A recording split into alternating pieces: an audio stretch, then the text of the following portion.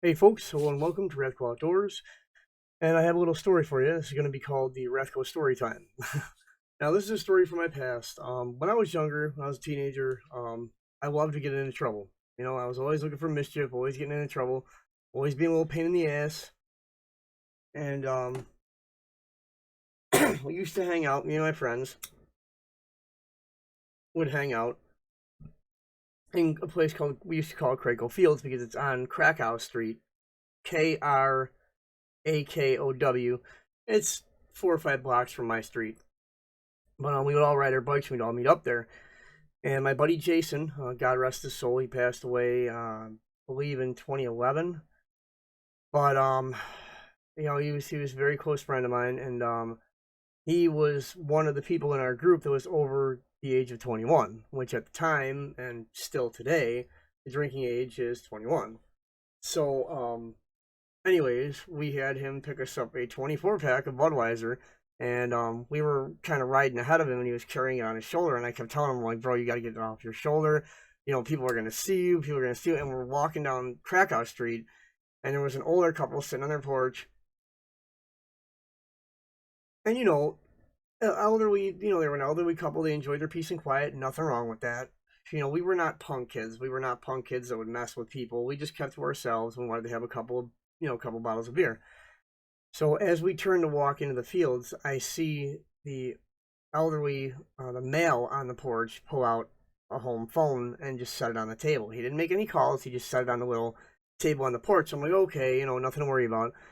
As we walk back into the fields, there's a chain stretched across the entrance, so that I'm assuming so that vehicles can't get in there because there's a stone path, and basically there's a padlock on the chain. And as we walked back, the first time we went back there, we realized that there's a pole and there's a billboard that stretches over the thruway right there. So it's like an access road to get to that sign.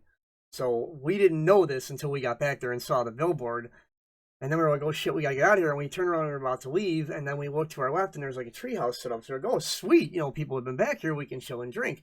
We walked over to that area and there was a pallet on the floor, like for people to sit on. And then there was just one pallet up in the tree. It wasn't like a full treehouse. It was just a friggin' pallet and a tarp over the top of it. Like 4 or 5 feet above, there was a tarp.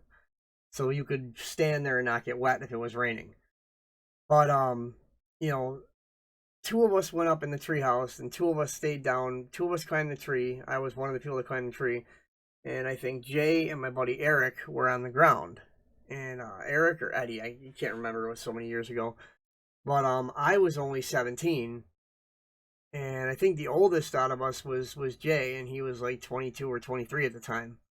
But we start drinking, we smoked a blunt, we're sitting there smoking pot, drinking, and we start to hear sirens. And at the time, I had one of my dad's handheld police scanners, and I heard them say Krakow Street, and I was like, guys, we gotta get out of here. So at the time, I was dating my daughter's mother, Liz. So I grabbed Liz by the wrist, and I'm like pulling her through all these trees and bushes and branches, like running towards the entrance, flipping out because I just wanted to get out of there. And as we're running toward the entrance, I see the police pull up. So I'm like, oh, fuck, we're not getting out that way. And I go back, and Jay's going, bro, you can't go back that way. The only thing is the highway, and there's a giant, like 8 foot. It's not chain link. You can't climb it. It's like wood slats, and they're perfectly smooth. There's no way to climb it. So we ran back to the treehouse. I'm like, fuck, what are we gonna do?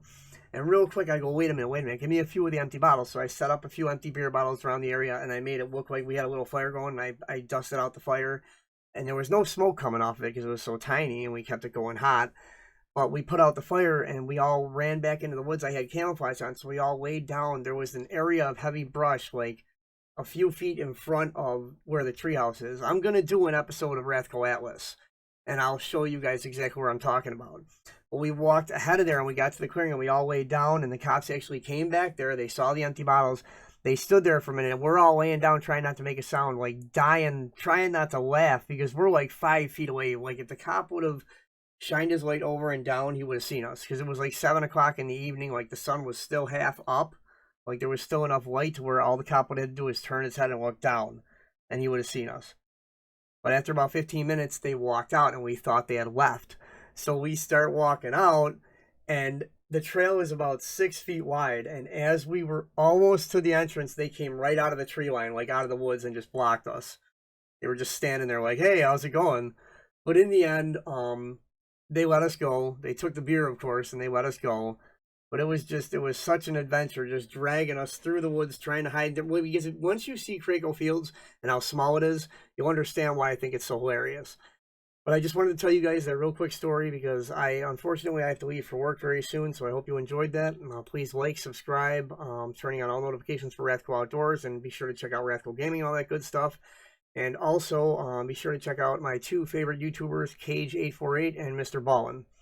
Until next time, I'll see you on the flip side. Thanks for watching.